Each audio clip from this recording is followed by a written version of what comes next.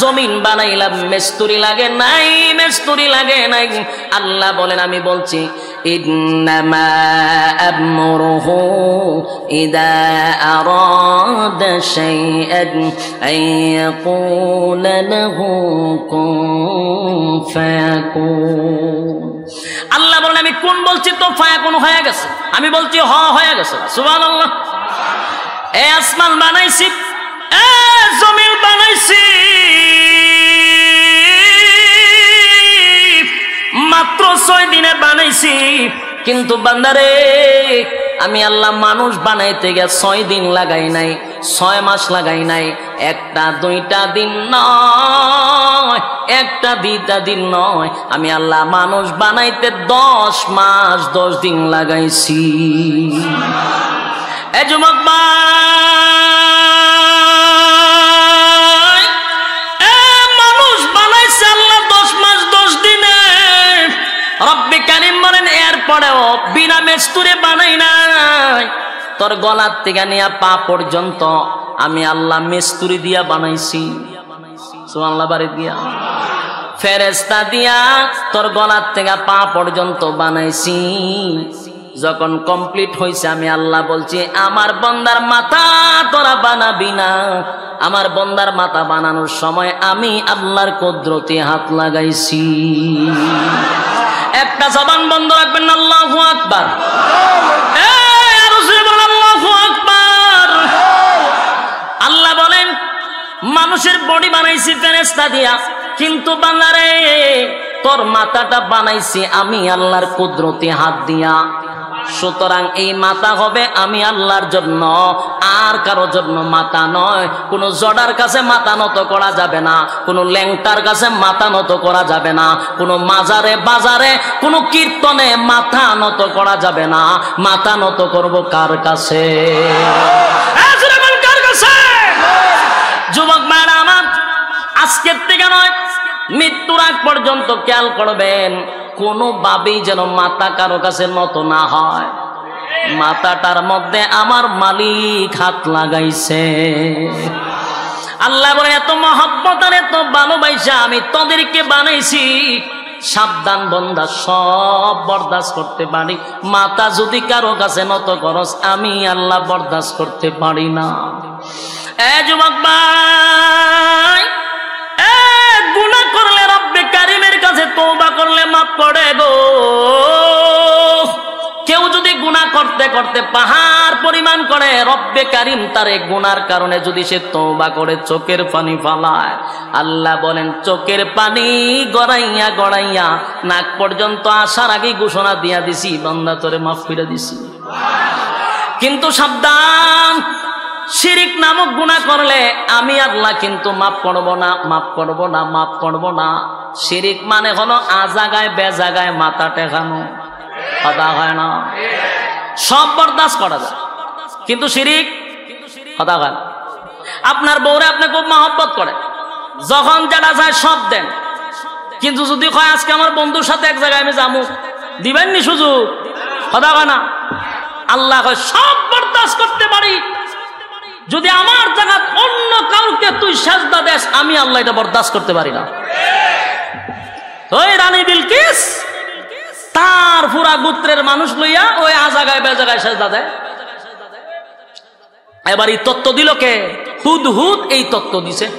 হুদহুদ হয়ে ঘটনা দেখছে, কি ঘটনা ঘটতেছে আমরা কইতে না, কিছু সেজদার আয়াত আছে, এমন একটা হইরা লাইছি বলে আল্লাহ মাফ করুক।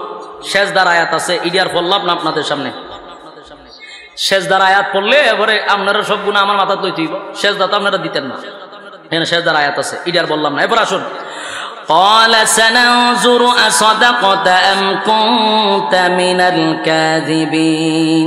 সুলাইমান নবী আবার কয় হুদহুদ বক্তব্য বহুত শুনছি তোর, এখন তুই তো বক্তব্য আমার কাছে দিছস, এটা তো তুই বাঁচার লাগিও কইতে পারস, তুই ফিরার থেকে বাঁচার লাগে এই ঘটনা বানাই তো পারস। আমার কথা বুঝতেছেন নি? মনে করুন এখন আপনাদের মাতুবপুর থানার দায়িত্বে আছেন আমাদের আতিক চেয়ারম্যান সাহেব, উনি একজন লোকরে পাঠাইছেন এক জায়গা, তখন হেই কাজই করছে না, ওনার কাছে আইয়া আর এক গল্প শুনাই দিছে।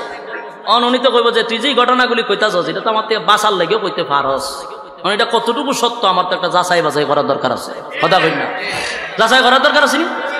সুলাইমান নবী খারাপ বক্তব্য পরে শুনো, তুই যে কতটুকু সত্যবাদী এটা আমার একটা যাচাই করা দরকার। এই কথাটাই বলেন, ক্বালা সানানজুরু আসাদাকাতা আম কুনতা মিনাল কাযিবিন। এরে আমি তোর একটু যাচাই বাছাই কইরা লই, তুই মিথ্যাবাদী না সত্যবাদী যাচাই বাছাই কইরা লই। এরপরে কয় ইযহাব বিকিতাবি হাযা فألقه إليهم ثم تول عنهم فانظر। সুলাইমান আলাইহিস সালাতু ওয়াস সালাম তখন হুদহুদ রে কইল যে তুই যে আমার কাছে বক্তব্য দিতা যাস এটা কতটুকু যুক্তি হইতে পারে, আমার আগে যাচাই বাছাই করতে হইব। তখন হেরা কইল শোন, আমি এখন যে তোরে যে সিস্টেমে কমু তুই এখন কাজ করতে হবে এই সিস্টেমে, এর বাইরে তুই কোনো কাজ করতে পারতে না। আচ্ছা ঠিক আছে, কোন আমি কি করতে হইব?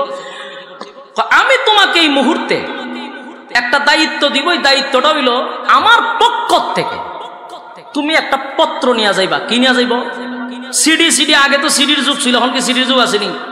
এখন আর সিডির যুগ নাই। এখন আমার পক্ষ থেকে একটা তোমার একটা সিডি দিব, এই সিডি নিয়ে দিবি রানী বিলকিসের কাছে। এই কথাগুলি আল্লাহ রাব্বুল আলামিন কোরআনে কারীমের মধ্যে স্পষ্ট তুলে ধরেন। সুলাইমান নবী বলেন قالت يا أيها الملأ إني ألقي إلي كتاب كريم। এর আগে আল্লাহ সুলাইমান আলাইহিস সালাতু বলেন ইযহাব বিকিতাবি হাযা ফাআলকিহ ইলাইহিম সুম্মা তাওয়াল্লা আনহুম ফানজুর মাযা ইয়ারজিউন। আমার পক্ষ থেকে যে পত্র তুমি লইয়া যাইবা এটা নিয়া তুমি এই রানী বিলকিসের কাছে দিবা। দিয়া এখানে শেষ না, কিছু সিস্টেম আছে। মনে করেন সিডি দিয়ে আমি আইসা পড়লাম, এর প্রতিক্রিয়া কি আমার তো জানতে হবে।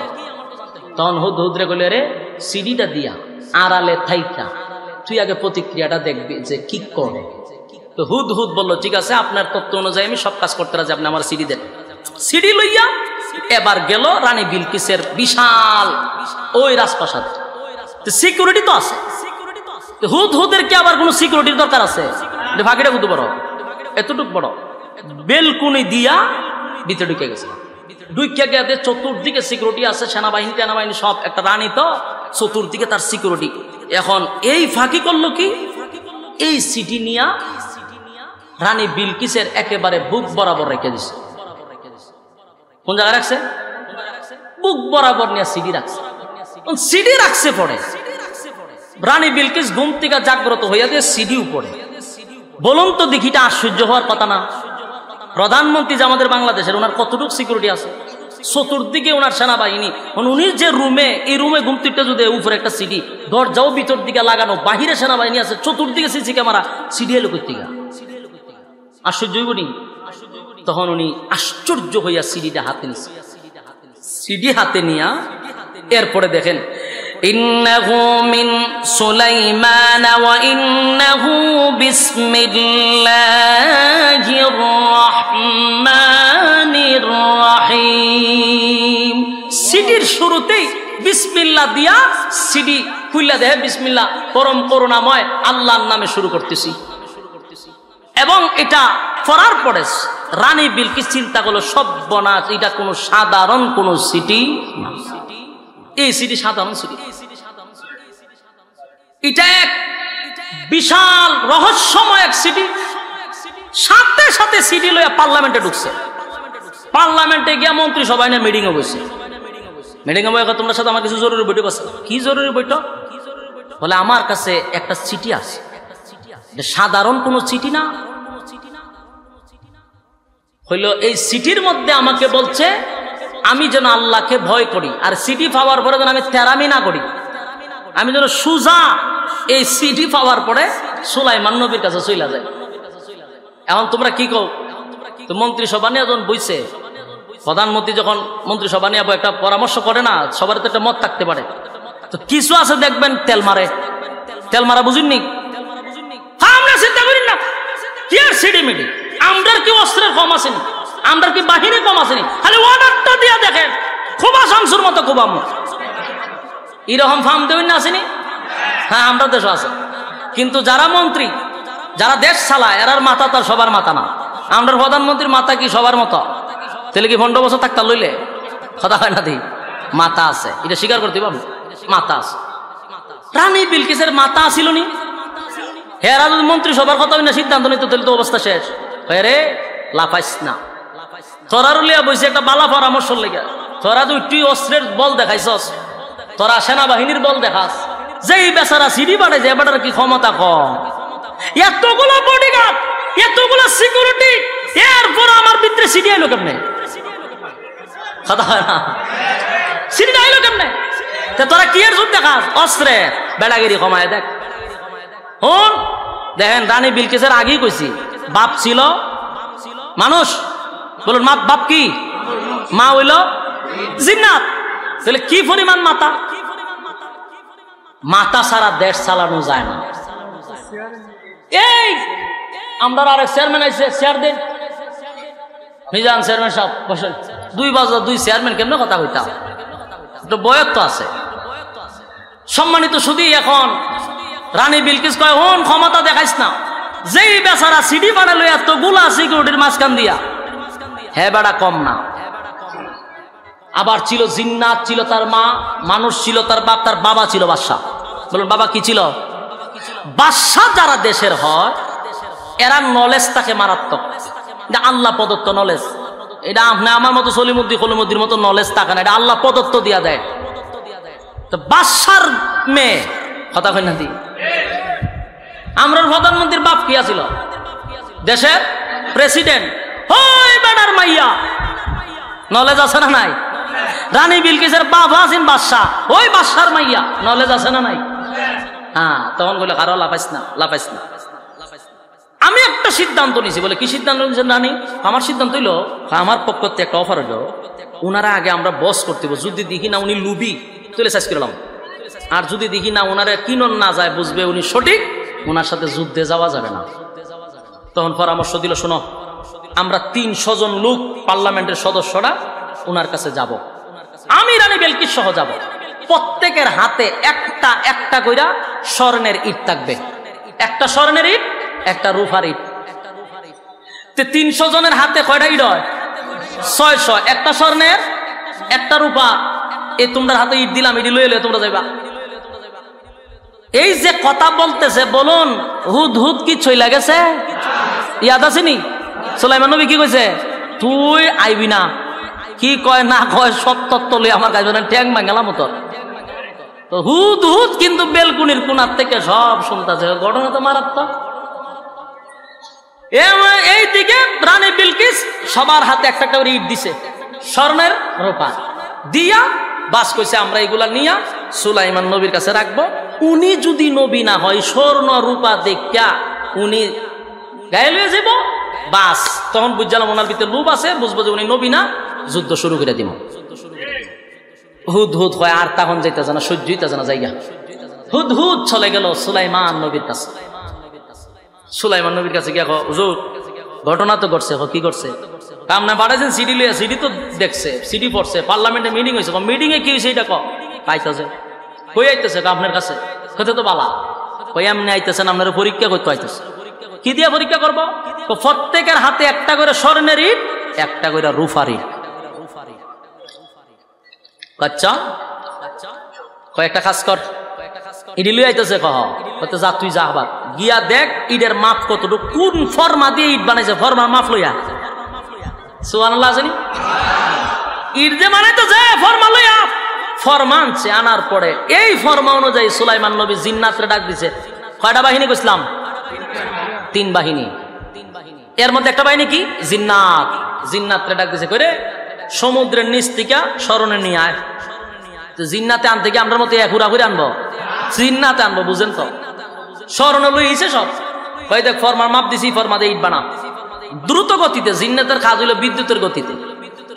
ইট বানাইতেছে, বানাইয়া কয়েকশো, মিনিমাম 50 কিলোমিটার দূর থেকে রাস্তা বানা, ইট দিয়া রাস্তা বানা, ইট সোলিং এর রাস্তা কর স্বর্ণ দিয়া। সুবহানাল্লাহ বলে না, ইট সোলিং দেয় না, এইভাবে স্বর্ণ রূপা দিয়ে ইট সোলিং এর রাস্তা বানাইছে সুলাইমান নবী। আর আইবার আগে রাস্তা হয়ে গেছে। আর একটা গেট দিবি পুরাটা স্বর্ণ দিয়া। সব কমপ্লিট হওয়ার পরে 600 ইট, একটা রূপা একটা স্বর্ণ উড়াই লিবি, একটা একটা করে মাঝখান থেকে উড়াই নিয়ে আসবি। মাঝখানে একটা করে খালি রাখবি, একটা স্বর্ণের ইট খালি রাখবি, একটা রূপার ইট খালি রাখবি। কথা বুঝতেছেন? এখন ঘটনা হইল কি, ওই দিকে আর আসতেছে 300 পার্লামেন্টের সদস্য স্বর্ণ রূপা লইয়া কি বেড়াগিরি, সব বনাস এত কিছু লইয়া যেতে সুলাইমান নবী তো দেখতে অবাক হয়ে যাবে। যখন খালি আসতেছে এর মধ্যে আইসা যখন খালি রাস্তা দেখছে, রাস্তার ভাই চাইয়া তো এরা অবাক, এটা কি রাস্তা রে, এটা দি স্বর্ণের রাস্তা। এবার সুলাইমান নবী আবারই হতো কইছে, রাস্তাতে বানাইবি, বানানোর পরে চতুর্দিক দিয়া একটা গরু একটা ছাগল দীর্ঘাতে তো রাখবে, যেমন ভাইখানা প্রস্রাব করতো। অনেক সময় রাস্তার মধ্যে গরু বাইন্দা তো না, এটি ভাইখানা প্রস্রাব করেনি, ওই বাইন্দা তো রাখবে, এটি ভাইখানা প্রস্রাব করুক, সাইডে বাইন্দা তো রাখবে, গরু ছাগল বাইন্দা তো রাখছে। এই 300 মন্ত্রী পার্লামেন্টের সদস্য ঢুকতেছে রানী বিলকিস লইয়া, এরা কয় কি তারে, ঈদের ভাই একবার চা, ঈদের ভাই একবার চা, মায়ের নিচে একবার চা, আমরা লইয়া গেছিলাম। এর মধ্যে কিছুক্ষণ যাওয়ার পরই একজনে কয় দাঁড়া, তোরা যে যাইতেছ আমরা যে যাইতেছি সুলাইমান নবীর কাছে, বেড়াগিরি দেখাইছিলাম যে আমরা স্বর্ণ লইয়া যাইতেছি, স্বর্ণের ইট লইয়া যাইতেছি, কি বেড়াগিরি দেখাই পারিছিলাম। একটা জিনিস কি কেউ খেয়াল করছ? বলে কি? বলে মাঝখানে একটা করে ইট নাই, এই দেখ একটা রূপার ইট নাই, একটা স্বর্ণের ইট নাই। এখন ইট ফালাইয়া দেহে সেম সাইজ করে ইট দিয়ে লইয়া যাইতাম, রাস্তা তো বানাইলো স্বর্ণের ইট দিয়া, এই ইট লইয়া যদি আমরা কেন যাই, মাঝখানে একটা করে ইট নাই, আমরা তো সুর সাজ্জা যাবো। কথা বলা সুলাইমান নবীর কাছে গেলে কব বলে ইট তো আমার এত চুরি করে লইছে, গন্যা দেখবো 600 ইট নাই, এরা রাত 600 ইট, জুতা দা বাইরে কপালের সারা ফাটাইবে, মান সম্মান আর আড়াইস না, মান সম্মান এবার তো আর যে বেজ্জতি হয়েছে তো বাকর। আমরা ইসলাম ইট লইয়া বেটা গেছে, বেটা ইটা ইট দিয়া রাস্তাঘাটে ফালাই তোরা কুত্তা বিলাই মুত্তা দেয়, দাম হইতে নাই তা স্বর্ণের মধ্যে, সব বনাশ করে লেছে। কি করতো তাড়াতাড়ি ইট যে নিছি নিতে জায়গাতে একটা একটা করে আভরণ খাজো লেগে গেছে, যত এমপি মন্ত্রী আছে সব খাজো লাগাইছে, মাঝে মাঝে না খাজো লাগে, এভাবে খাজো লাগাই একটা একটা ইট ফালাইতেছে, কাজও করতে করতে গেটের সামনে গেছে সব বনাশ পুরাটা স্বর্ণের হীরামণি মুক্তা দিয়ে গেট সাজাইছে। এর ভিতরে সুলাইমান নবী কাছে খবর আসছে যে আপনার খুব কাছাকাছি তারা চলে আসছে। সুলাইমান নবী আবার কইল করে আমার একটা কাজ করে দিতে হবে, কে পারবা রানী বিলকিসের সিংহাসনটা সবচেয়ে দ্রুত গতিতে কে আনতে পারবে? এর মধ্যে একজন জিন্নাত উঠতে বলতেছে, হুজুর আপনি যদি আমার অনুমতি দেন, আপনি বসার থেকে উঠতে দাঁড়াইতে যতক্ষণ সময় লাগবো, আমি রানী বিলকিসের পুরা সিংহাসনটা আপনার কাছে এতটুকু সময়ের ভিতরে নিয়ে আসবো। সুবহানাল্লাহ। বলুন সিংহাসন কত হাত লম্বা? 40 হাত, ফাঁস 30 হাত, উঁচা 15 হাত, সবটাই হীরামণি মুক্তা দিয়া সাজানো। এত বড় সিংহাসন আসবে কত কিলোমিটার থেকে জানেন? কিতাবে লেখছে প্রায় 2 মাসের রাস্তা। সুবহানাল্লাহ। বাড়ি গিয়ে বলে কেমন হয়? কয় মাসের রাস্তা? 2 মাসের রাস্তা। এত দূরত্ব, এত দূর থেকে সিংহাসনটা বসার থেকে ওইটা দাঁড়াইতে যতক্ষণ সময় লাগবে, এত টুক সময়ের ভিতরে সিংহাসন নিয়ে আসবে। এর মধ্যে সুলাইমান নবী না, এটা বেশি দেরি হয়ে যাবে, এত দেরি হল লইব, এটা বেশি দেরি গেছে না, এত দেরি হলে চলবে না, আমার খুব তাড়াতাড়ি দরকার।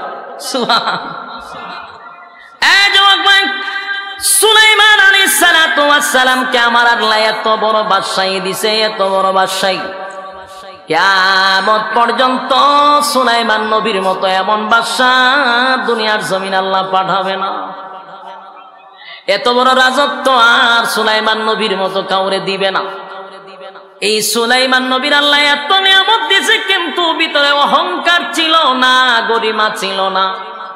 কিন্তু সুলাইমান নবী বললেন, জিন্নাতের বক্তব্য শুননা বললেন, এরে তোদের বক্তব্য হলো বসার থেকে ওইটা দাঁড়াইতে যে সময় লাগবে, এই সময়ের ভিতরে বিলকিসের সিংহাসন আমার কাছে নিয়ে আসবি। মেনে নিলাম। এর মধ্যে একজন জিন্নাতের মধ্যে একজন আলেম, উনি বললেন, হুজুর আমি আমানতের সাথে আপনার চোখের পলক পড়তে যতটুকু সময় লাগবে এর আগেই সিংহাসন নিয়ে আসব। এই একটা জবান বন্ধ রাখবেন না, বলুন আল্লাহু আকবার। এ যুবক ভাই,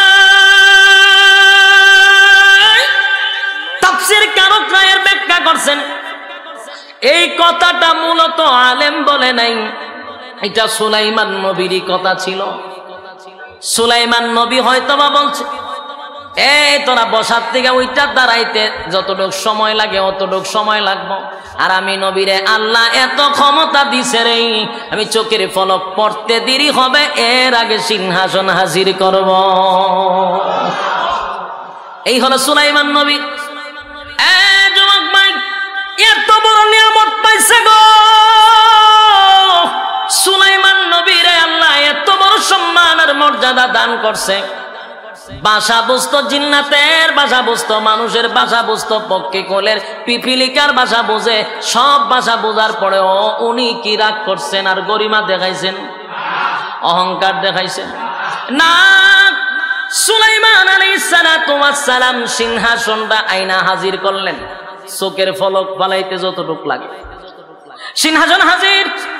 সুলাইমান নবী বললেন, রানী বিলকিসের সিংহাসনটা ফিটিং করে নাও, আর সামান্য শুধু একটু রংটা চেঞ্জ করে নাও। শুধু রংটা চেঞ্জ হবে, মনে হয় বাউন্ডারিটা আছে সবুজ, এটারে সাদা করে লইল, শুধু একটু রংটা পরিবর্তন কর। সাথে সাথে রং পরিবর্তন হয়ে গেল। রানী বিলকিস তার 300 সদস্য নিয়া, পার্লামেন্টের সদস্য নিয়া সুলাইমান আলাইহিস সালাতু ওয়াস সালামের রাজত্বের ভিতরে প্রবেশ করলো। বলুন, বড়া হাতে না খালি হাতে? কেন জানেননি খালি হাতে? ওই যে অহংকার, আল্লাহ বলেন অহংকার আল্লাহ পছন্দ করে না। তারা বড় অহংকার দেখাইছিল, 300 ইট লইয়া যাব স্বর্ণের, 300 ইট লইয়া যাব রূপার। নবী সুলাইমান পাগল হয়ে যাবে সম্পদ পাইলে, কারণ এখনকার যুগের মানুষরে টাকা দিয়া কিনা যায়। কিনা যায়, টাকা দিলে সব হয়। একেবারে উপর থেকে নিয়ে নিচে পর্যন্ত, একেবারে উপর থেকে নিচ পর্যন্ত টাকার বিনিময়ে সবাই রে কিনা যায়, সকাল বেকাল কিনা যায়। তাই রানী বিলকিস মনে করছে সুলাইমান নবীরও টাকা দিয়া কিনা লাইব। এই যে একটা অহংকার নিছে, ভাব নিছে, 300 স্বর্ণের ইট লইয়া যাব, সুলাইমান নবী দিকে পাগল হয়ে যাবে। আল্লাহ পছন্দ করে নাই, তাই আল্লাহ সুলাইমান নবীরে এমন মেধা দিলেন, উনি রাস্তাটা বানাইলো স্বর্ণ দিয়া, বানাইলো রূপা দিয়া, মাঝখান থেকে একটা একটা ইট পেরা সুইডায়া 600 ইট এখান থেকে উড়াইলিছে। এখন তারা ইট লইয়া এমন মুসিবতের মধ্যে পড়ছে, যদি ইট লইয়া যায় তাহলে 600 ইট এখানে ফাঁকা সুর হয়ে গেছে, ঢোকন লাগবে। বিপদ থেকে বাঁচার জন্য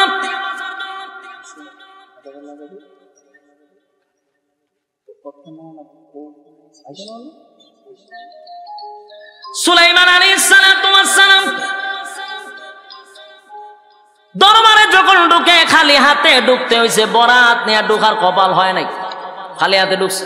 ঢুকার পরে এবার সুলাইমান নবীর যখন রাজত্বের ভিতরে ঢুকছে, ঢুকার পরেই রানী বিলকিস সিংহাসনের দিকে নজর গেছে। যাইবনি নজর? এখন মনে করেন চেয়ারম্যান সাহেবের বাড়ির এক সোফা আমার বাইতে না তুইছি, উনি ডেলি এটার মধ্যে বয়, উনার কয়টা ফাঁটা আছে, এটা উনার টার্গেট আছে, যেখানে একটা সমস্যা আছে এখানে একটা সমস্যা আছে, একটা এটা সবসময় বইতে বইতে এটার ব্যাপারে অভিজ্ঞতা আছে না নাই, এটা তো আমার বাইত লইয়া যায়। তুমি এটা বইয়ে চিন্তা করো কি দাঁড়িয়ে, এটা তো আমারটার মতো বড় না, কিন্তু উনি চিন্তা করো এটা কি আসা বিজ্ঞান থেকে কেমনে নিব, মাতব করতে এটা আমি আইবার গেলে নিব কেমন, খালি বাড়িতে বসাইলাম, কিন্তু চিন্তা করে দেবে একরকম কেমনে হয়, কথা ঠিক নেই, একই রকম কেমনে হয়। আবার সেম টু সেম আমার মতো, আমি যেখানে যেটা লাগাইছিলাম এখানেই লাগানো, কিন্তু এটা তো বলতে পারতেছি না যেটা আমার, এটা হওয়া সম্ভব। আমার বাড়ির যদি উনি গিয়া বলে এটা তো সোফাটা আমার লাগে, উনি শরম পাইব নি, কথা হয় না। কিন্তু উনার বৃত্তে বাইরে বলতে বাসার তো এটা তুই বই আসলাম, এটা আইলো কেমনে কেন? সুলাইমান নবীর রাজ্যের ভিতরে ঢুকিয়া এই রানী বিলকিসের ভিতরে মুসরা মুসরি শুরু কতন করে আলে খালি সিংহাসনের পয়সা। ঘটনা কি তার? ঘটনা কি তা? Same to same, same to same আমার সিংহাসন, কিন্তু ডাইরেক্ট বলতেও পারে না। এই ইতা গুলো ছেড়ে দিব আমি, হুজুর আইতেছে, আপনাদের প্রধান মেহমান আসতেছে, উনি যে সময় স্টেজে উঠবো আমি তখন ছাইরেও দিব, কিন্তু কত হইলো আপনারা যে ডাইনে বামে তাকা, কথার যে বলার একটা মনোযোগী একটা আগ্রহ, এটা নষ্ট হয়ে যাবে। এদিকে চান চেয়ারম্যান সাহেব আইতেছে, এই দুনো বক্তারে আজকে জয়েন করাইছে আমি, আর দায়িত্ব নিয়ে এমন মুসিবত আছি, আমি আজকে আর সামনে তোবা করছি, আর দায়িত্ব নিতাম না। ওমা দায়িত্ব নিয়ে এই ফেরাসানি, আমি আজকে আরেকটা টিপ মারতে পারলাম যে কোনো জায়গায়, কথা হয় না, চোখ মধ্যে একটা টিপ মারতে পারলাম, আর টিপ মারলে আমার মাদ্রাসার অনেক ফায়দা হইতো। চিন্তা করছি এখন বক্তা দাওয়াত দিছি আমি, এবার হইলে আবার চেয়ারম্যান, পাওয়ার আবার আরো বেশি। আরেক বেচারা দাওয়াত দিছি সুলতানুল ওয়াইজিন, যদি একটু এদিক সেদিক হয় সে আমার উপায় থাকতো না, এই জন্য টিপ টুপ বাদ দিয়া একটা লয়ে বই দিছি। তা আমি আপনারা লেগে কতটুকু বিসর্জন দিলাম। আর এই যে ফোনে দৌড়াদৌড়ি যোগাযোগ করেন, এটা মাথাতে জ্ঞানগিনি করে, কারণ এরাও ব্যস্ত থাকে, আরেক প্রোগ্রাম অথবা জ্ঞান একটা ব্যস্ততা থাকে। তো ইনশাল্লাহ আইতেছে না, স্টেজে আইতেছে, ও ডাইরেক্ট স্টেজে আইতেছে, সমস্যা নাই। ওনারা বয়াতেই আমি 2 মিনিট কথা বলতেছি, ও শেষ করলি তেমনি, কারণ শেষ ঘটনাটা শেষ করতেছে। এবার শুনেন, বসেন ইনশাআল্লাহ। এই যে ডাইরেক্ট স্টেজও আসতেছে, চেয়ারম্যান সব আজকে বল চেয়ারম্যানের খেলা। আপনি বই জীবনে একটা ব্যবস্থা করবো না, একটা চেয়ার দোষেন, আজকে বল চেয়ারম্যানের খেলা, উনিও চেয়ারম্যান। হ্যাঁ, ওই দিকে আরেক চেয়ারম্যান হয়েছে, আমাদের আরেক চেয়ারম্যান, সব সদরের চেয়ারম্যান। মা শোনো, চেয়ারম্যানের খেলা দিয়ে বোন বোন, আপনিও চেয়ারম্যান হয়েছেন, চৌকিদারি দাঁড়ালে ভাস করতাম, যে জায়গার জন্ম নিছি। বসেন,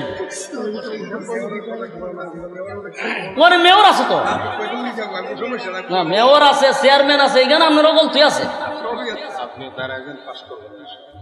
আল্লাহ কবুল করো, মাশাআল্লাহ। তো আপনারা এখানে চেয়ারম্যান, এরপরে মেয়র, কাউন্সিলর, মাশাআল্লাহ কি মহব্বত দিয়েছেন। এই যে 2 ব্যক্তি 2 বাজে বসা, বলুন এরা ব্যস্ত কিনা? আপনি আমার থেকে তো ব্যস্ত, স্বীকার করেন না? এত ব্যস্ততা নিয়ে আইবি সাহেবের বয়ানও শুনছে, আমার ফুল বয়ান শুনছে, আমি ওনার চেয়ে তো বেশি ব্যস্ত না, একটু বইলে অসুবিধা আসেনি? হ্যাঁ, বুঝতে হবে ব্যস্ত মানুষগুলা সব ব্যস্ততা পিছনে রেখে আপনাদের ভালোবাসায় উলামায়ে কেরামদের মহব্বতে বসে আছে। শেষ করে দিচ্ছি, শুনেন। তো রানী বিলকিস যখন ঢুকছে, ঢুকে ওই সিংহাসনের নজর খেয়াল করতেছেন তো, সিংহাসনের দিকে তাকাই রয়েছে। ঘটনা কিরে না, আমার তো এটা বলতে পারতেছি না, কিন্তু আমারটা যেটা তো না করতে পারতেছি না, খালি আতা। সুলাইমান নবী জিগায় কি সিংহাসন তো নজর কা? হ্যাঁ, খালি 2টার পাইছান, ঘটনা কি? ওইটা তো সেম টু সেম মনে হইতেছে, কিন্তু কি অন্ত কইতে পারতেছে না, কালারটা একটু চেঞ্জ, কিন্তু এটা যেমন সেটাই, এটাই যেন সেটাই, মানে একটা দ্বন্দ্বের মধ্যে বেরিয়েছে, কি কইব কি না কইলে তো শরম, কারণ যে শরম পাইছে রাস্তা ইজ্জত লইয়াদের ঢুকছি এটা তো বেশি, ঠিক নেই অন কেমনে কই। এবার সুলাইমান নবী বলেন, সুলাইমান নবীর কাছে কিছু জিন্নাতরা কইছে, হুজুর এই রানী বিলকিস তো এটা মানুষ না, এটা তো জিন্নাত। এই কিছু জিন্নাতরা বলছে যে সে জিন্নাত। আর এখানে এটা লম্বা ঘটনা, মিনিমাম এই বয়ান যখন আমি কোথাও করি 2.5 ঘন্টা সময় লাগে। কয় ঘন্টা? মিনিমাম 2.5 ঘন্টা লাগে। এটার তাফসীর যদি মোটামুটি শুনতে চান, এ অনেক জায়গা খাইতে সিটতে আপনি কাট করে আমি আইছি কেন, কারণ এরপরে চেয়ারম্যান আছে পিছনে। তো এটার ঘটনা হলো কি জানেন, জিন্নাতরা কেনই কথা কইছে, এটারও কিছু রহস্য ছিল। তো রহস্য কইতে গেলে অনেক সময় লাগবে, কারণ জিন্নাতরা চিন্তা করছে যদি সুলাইমান নবী রানী বিলকিসরে বিয়া করে, তা আমরা তো জাগাত চাইছি যাবো, কারণ মাথা তো মারাত্মক মাথা, আবার জিন্নাতের বংশধর হইল রানী বিলকিস, আমরা শয়তানি সব সাইজ করে লাগি। এই জন্য কুটনামি লাগায় না বিয়ার মধ্যে, বিয়া ভাঙবার লাগিয়া জিন্নাতরা কুটনামে, উনার ফাও লম্বা বড় বড় ফসম আছে, জিন্নাতের মাইয়া বিয়া করলে আপনি ভালোই তো না। সুলাইমান নবী কি করছে দেখেন, উনি কি করছেন, পুরা ফ্লোর সীসা দিয়া গ্লাসের মতো ডালাই করছে। মিয়া এখন তো তথ্য প্রযুক্তি, আমরা এক জাত গিয়া চমকা যাই, সুলাইমান নবী তো বহুত আগে চমকায় দিয়া গেছে। সুবহানাল্লাহ, বাড়ি গিয়া হইয়া গ্লাস, পুরাটা গ্লাস ফিটিং, নিচে তা যেমন বোঝা যায় পানির উপরে হাঁটা হইতেছে, এই সিস্টেম করছে ওনার রুম। সুলাইমান নবী রানী বিলকিসকে কইছে এদিকে আসেন, এই চেয়ারে বসেন। উদ্দেশ্য হলো এখান থেকে যখন আসবে, সুলাইমান নবী যখন ডাক দিছে, রানী বিলকিস মনে হচ্ছে সামনে যে পানি, কাপড়টা একটু আলগি দিছে। আমরা পানি দেখলে কাপড় আলগি দিই না, রানী বিলকিস কাপড় আলগি দিছে, একটু আসবে। সুলাইমান নবীর উদ্দেশ্য দিল ভাও রুম আছে নি দিকে, এটা জিন্নাত না মানুষ না বেড়া না পেডি, দেখেন না আসলে খাওয়া কোনো রুম টুম নাই। এই জিন্নাতরা কুটনামি লাগাইছে বিয়া ভাঙবার লাগে। পরে যাই হোক, সুলাইমান নবী বলতেছে যে আপনি এটা পানি না, আপনার কাপড় উঠাইতে হবে না, কাপড় ছেড়ে দেন। রানী বিলকিস একটা লজ্জা পাইছে যে সর্বনাশ, এত আধুনিকের মধ্যে আমি আইছি, আমি তো মনে হচ্ছিল আমি জানে কি তা, আমি যে এত বড় রাজত্ব চালাই আমি যে না জানে কি। সুলাইমান নবীর রুচি দিয়ে আরো মারাত্মক, মাগমা উনি দিয়ে একেবারে পুরা গ্লাস ফিটিং করে তো রাখছে, এটা লজ্জা পাইছে। আল্লাহ রাব্বুল আলামিন এই রানী বিলকিসের সাথে শেষ পর্যন্ত সুলাইমান নবীর বিবাহ হয়। এখনো সুলাইমান নবীর বউ কতজন? কমপক্ষে 300 বউ ছিল।